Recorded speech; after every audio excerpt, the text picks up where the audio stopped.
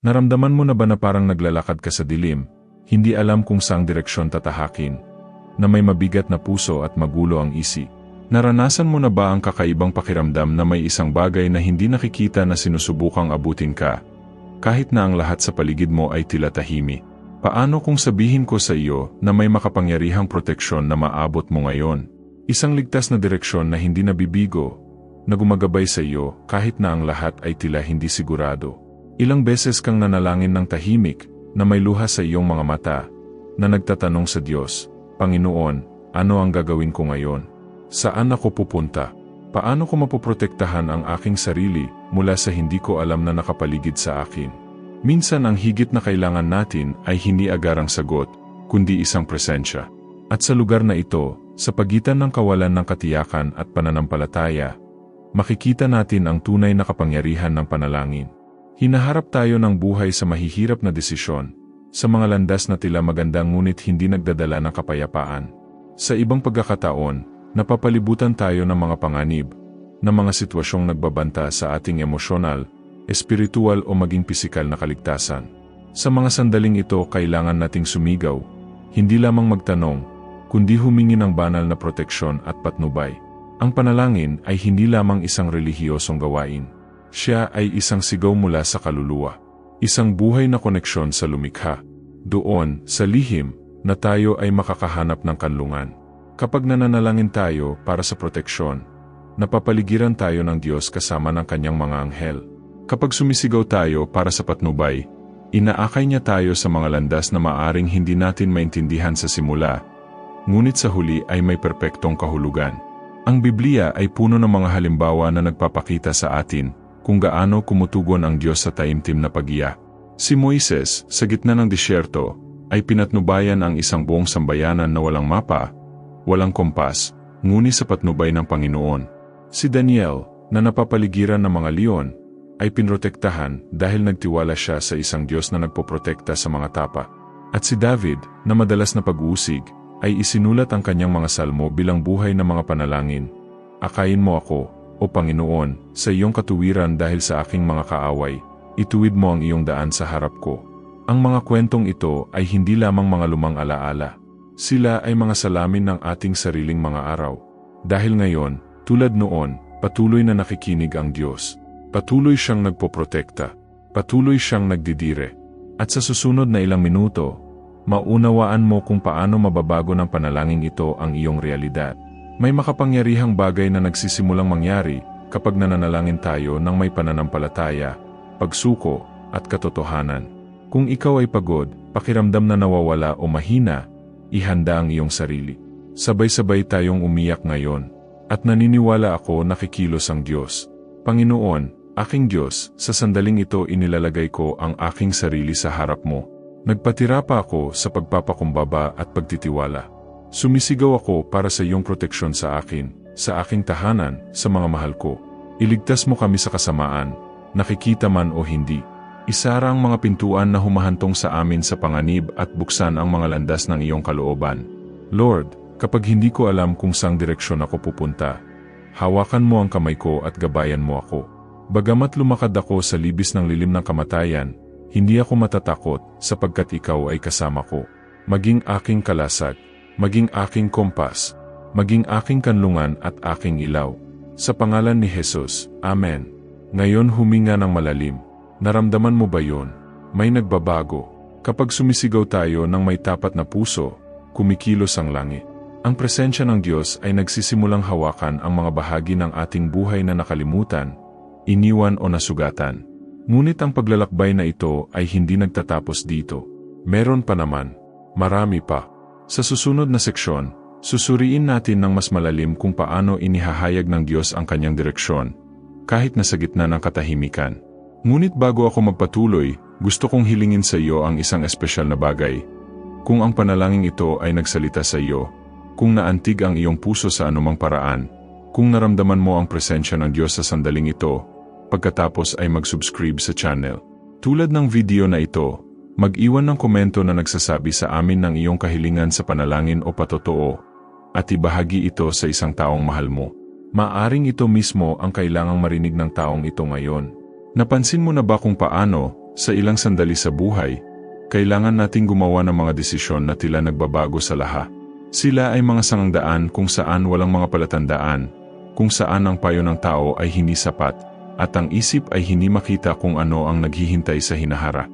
Sa panahong ito, higit kailanman, kailangan natin ang patnubay ng Diyos.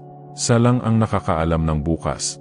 Siya lamang ang nakakakita ng hindi nakikita ng ating mga mata.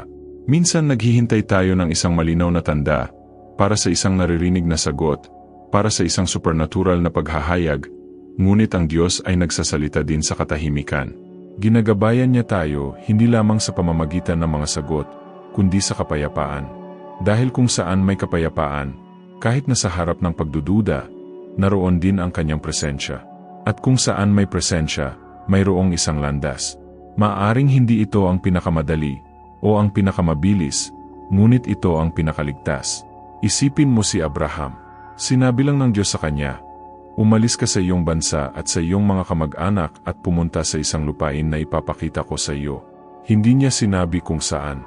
Hindi nagpakita ng mapa. Hindi nagbigay ng mga koordine. Isang direksyon at pangako lang. Gayunpaman, pumunta si Abraham. Dahil kapag nagtitiwala tayo sa Diyos, lumalakad tayo hindi sa pamamagitan ng ating mga mata, kundi sa pamamagitan ng pananampalataya. Ang banal na patnubay ay hindi lamang alam kung ano ang gagawin, ngunit alam kung kailan ito gagawin at kung paano ito gagawin. Ito ang dahilan kung bakit madalas nating nararamdaman na tayo ay handa na, ngunit hinihingi tayo ng Diyos ng pasensya. Sa ibang pagkakataon, pakiramdam natin ay oras na para huminto, ngunit itinutulak niya tayo pasulong. Dahil nakikita niya ang hindi natin nakikita. Alam niya ang mga oras. Siya ang humuhubog ng mga puso at nag-ayos ng mga eksena. Maraming tao ang namumuhay na naliligaw sa espiritual dahil nililito nila ang kanilang mga pagnanasa sa tinig ng Diyos. Ngunit hindi sumisigaw ang Diyos. Bulong niya. Siya ay gumagabay ng may kahinahunan. Hindi siya nalilito. Siya ay malinaw, kahit na ang kanyang pananahimik ay tila isang misteryo sa atin. At sa katahimikang ito, tinuturuan niya tayong magtiwala. Ito ay depende. Naghihintay. May hinihingi din sa atin ang banal na patnubay. Sumuko. Hindi natin maaring hilingin sa Diyos na gabayan tayo at, kasabay nito, igiit na sundin ang sarili nating mga hakbang. Hindi ka maaring humingi ng proteksyon at patuloy na ilantad ang iyong sarili sa mga sitwasyon na alam nating hindi nakalulugod sa Panginoon. Minsan ang pinakadakilang sagot ng Diyos ay hindi. At ang kanyang hindi ay proteksyon. Maaring masakit sa panahong iyon, maaring magdulot ng pagkabigo, ngunit ito ay pangangalaga ng isang ama na alam kung ano ang kanyang ginagawa. Ilang beses natin ipinipilit ang mga relasyon na sinubukan na ng Diyos na wakasan. Sa mga landas na kanyang naipahiwatig ay hindi para sa atin. Sa mga padalos-dalos na desisyon na naglalayo sa atin sa ating layunin. Pero kahit ganoon, hinihintay niya tayo. Inaanyayahan niya kami pagbalik namin. At higit pa riyan, ibinabalik niya ang nasira ng ating pagmamadali. Kung ikaw ay nasa sandaling ito ng pagdududa, may gusto akong sabihin sa iyo, hindi ka pinabayaan ng Diyos. Ang kanyang katahimikan ay hindi kawalan. Ito ay construction. Siya ang humuhubog ng eksena. Inihahanda nito ang iyong puso. Itinutulak mo ang nakakagambala sa iyo. Ito ay paghahanay kung ano ang mali. At kapag handa na ang lahat, kasama ka, darating ang direksyon. At minsan, darating ito ng hindi inaasahan. Sa simpleng salita, sa isang pag-uusa, sa panalangin tulad nito, dahil ginagamit ng Diyos ang anumang paraan na gusto niyang sabihin. Ang mahalagang bagay ay ang iyong puso ay matulungin, handa at masunurin. Dahil ang kanyang direksyon ay hindi ipapataw, ibibigay ito. At ikaw ang magdedesisyon kung magtitiwala at susunod ka. Ipikit mo sandali ang iyong mga mata. Subukang alalahanin ang mga oras na sinundan mo ang iyong intuition ngunit nawala. Ngayon, isipin kung ilang beses mo talagang isinuko ang iyong sarili sa kalooban ng Diyos at nagula sa kapayapaan. Kahit na ang lahat sa paligid mo ay isang bagyo, ito ay banal na patnubay. Hindi ito kawalan ng pakikibaka. Ito ay katiyakan ng presensya. At kapag nandyan siya, lahat ay nagbabago. Manalangin tayo muli. Panginoon, sa sandaling ito, sumisigaw ako para sa iyong direksyon sa aking buhay. Ayokong lumakad ng mag-isa, ni magdesisyon nang wala ang iyong boses. Magsalita ka sa akin, Diyos. Buksan ang aking espiritual na mga mata. Naway madama ko ang mga palatandaan na nagmumula sa iyo at hindi malito sa sarili kong mga pagnanasa. Kung kinakailangan, pigilan mo ako. Kung oras na, palakadin mo ako. Ngunit sa lahat ng bagay, maging ayon sa iyong kalooban. Alisin ang aking takot sa hindi alam at bigyan ako ng lakas ng loob na magtiwala. Kahit na hindi alam ang patutunguhan, naway lumakad ako ng may pananampalataya na naniniwalang inihanda na ng Panginoon ang daan. Sa pangalan ni Jesus, Amen. May kapayapaang dumarating pagkatapos ng mga panalangin tulad nito. Isang pakiramdam na kahit walang malinaw na sagot, hindi ka na nag-iisa. Ang pagtitiwala sa Diyos ay hindi nangangailangan na maunawaan natin ang lahat ngayon. Basta alamin na Siya ang may kontrol. At sapat na iyon. Kadalasan ang kailangan mo ay hindi isang bagong direksyon, ngunit upang magtiwala sa isa na ibinigay sa iyo. Marahil ay nagsalita na ang Diyos, ngunit naghihintay ka pa rin ng isa pang sagot. Marahil ang sagot ay nariyan na, sa loob ng iyong puso, nababalot ng kapayapaan, ngunit sinasakal ng ingay ng mga pagdududa. Katahimikan ngayon, makinig muli, nagsasalita ang Diyos. Naiintindihan mo ba kung paano binabago ng presensya ng Diyos ang lahat? Kahit na walang magagandang palatandaan, kahit na hindi nakikita ang hinaharap, sa pagkaalam lamang na Siya ay kasama natin, ang ating mga puso ay huminahon. At sa lugar na ito ng pagsuko nangyayari ang mga himala. Dahil kapag isinuko natin ang kontrol sa Diyos, inaakay niya tayo sa mga landas na hindi lamang nagliligtas sa atin mula sa kasamaan, ngunit inilalagay tayo sa Kanyang walang hanggang layunin para sa atin. Maraming beses, hindi agad binabago ng Diyos ang sitwasyon, dahil gusto niya munang baguhin tayo sa loob. Nais niyang ihanda ang ating mga puso upang matiis ang pagpapala. Naisip mo na ba na baka hindi mo natanggap ang hinihiling mo dahil kailangan munang magmatura ang puso mo? Dahil ang isang pagpapala na walang paghahanda ay maaring maging isang pasanin. Ngunit kapag tayo ay ginagabayan ng Diyos, maging ang oras ng paghihintay ay nagiging panahon ng kagalingan. Ang pag-iyak para sa proteksyon ay higit pa sa paghiling na iwasan ka sa nakikitang mga panganib. Ito ay humihiling na protektahan mula sa mga maling desisyon, mula sa mga maling landas, mula sa mga taong nagkukunwari sa kanilang sarili, bilang mga pagpapala ngunit darating upang saktan tayo. Ito ay humihingi ng espiritual na pag-unawa. Ito ay upang sabihin, Panginoon, palayain mo ako sa hindi pa nakikita ng aking mga mata. At Siya ang naghahatid. Oh, kung paano niya inihatid. May mga taong wala na sa buhay mo dahil nakita ng Diyos ang hindi mo nakita. May mga pagkakataong hindi nagtagumpay dahil alam ng Diyos na ilalayo kanila sa kung ano ang totoo. Maaring hindi mo ito maintindihan ngayon, ngunit magpapasalamat ka bukas. Dahil lahat ng bagay na nagmumula sa Kanya ay nagmumula sa pagpapatibay. Huwag kailanman malito, huwag kailanman sirain. At kapag sumigaw ka para sa direksyon, alamin na ang Diyos ay hindi lamang itinuro ang daan. Siya ay lumalakad kasama mo. Siya ay nagpapatuloy, nag-ayos ng mga hakbang, nagtatanggal ng mga bitag, nagbubukas ng mga pinto. Ngunit nasa tabi mo rin Siya, na sumusuporta sa iyo sa mahihirap na araw. At hinahabol ka niya, inaalagaan ang naiwan, naghihilom ang mga sugat na hindi mo alam na bukas pa. Ang Diyos ay hindi limitado sa nakikita mo. Siya ang Diyos ng di nakikita, ang walang hanggan, ang hindi malamang. Siya ang Diyos na ginagawang mga buto ang mga luha at ang mga madilim na gabi sa mga umaga na puno ng liwanag. Pero nagsisimula ang lahat sa iya. Isang bagbag na puso, isang sumuko na kaluluwa, isang taos pusong panalangin.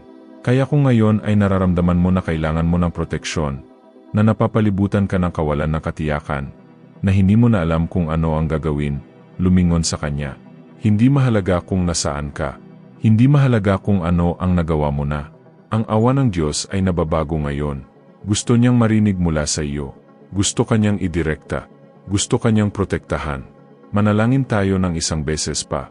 At ngayon, nang buo ang iyong pananampalataya, isuko sa Diyos hindi lamang ang iyong mga kahilingan, kundi pati na rin ang iyong mga paraan. Panginoon, muli kong isinusuko ang aking sarili sa iyo. Isinusuko ko ang aking mga plano, ang aking mga pagdududa, ang aking mga kahinaan. Isinusuko ko rin ang nakakasakit sa akin, ang hindi ko makontrol. Protektahan mo ako, Diyos. Ingatan mo ang aking isip, ang aking puso, ang aking mga hakbang. Iligtas mo ako sa mga silo ng kaaway, sa mga nakatagong bitag. Baliin ang bawat palaso ng kalituhan. At patnubayan ako ng iyong banal na espiritu. Naway lumakad ako sa pamamagitan ng pananampalataya at hindi sa pamamagitan ng paningin. Naway yumuko ang aking kalooban sa iyo. At kahit hindi ko maintindihan, nagtitiwala ako. Sa pangalan ni Jesus, Amen. Pakiramdam ang sandaling ito ngayon. Maglaan ng oras. Minsan ito ay sa katahimikan pagkatapos ng panalangin na ang Diyos ay nagsasalita ng malakas. Ipikit ang iyong mga mata, huminga na malalim, at pakiramdaman lang. Nandito siya. Kung saan mayroong taimtim na panalangin, mayroong tunay na presensya. Kung saan may totoong iyak, may tamang sagot. Maaring hindi ito darating tulad ng iyong inaasahan, ngunit darating ito. At ito ay magiging perpekto. Bago tapusin ang espesyal na sandali na ito, nais kong anyayahan ka na ipagpatuloy ang paglalakbay na ito ng pananampalataya kasama namin. Kung ang panalangin ito ay naantig ang iyong puso, kung naramdaman mo ang presensya ng Diyos, kung ang mensaheng ito ay nakipag-usap sa iyo sa anumang paraan, pagkatapos ay mag-subscribe sa channel ngayon. Ito ay kung paano mo kami tinutulungan na ipalaganap ang chain of prayer na ito sa mas maraming tao. Tulad ng video na ito, mag-iwan ng komento kasama ang iyong kahilingan sa panalangin o patotoo, at ibahagi ito sa isang taong nangangailangan ng banal na patnubay at proteksyon. Maaring ang mensaheng ito mismo ang magpapabago sa araw ng isang tao, o maging sa buhay. Hindi dito nagtatapos ang panalangin. Ito ay nananatili sa iyo. Araw-araw, kahit saan. Pagpalain ka nawa ng Diyos, protektahan ka at gabayan ka. Laging.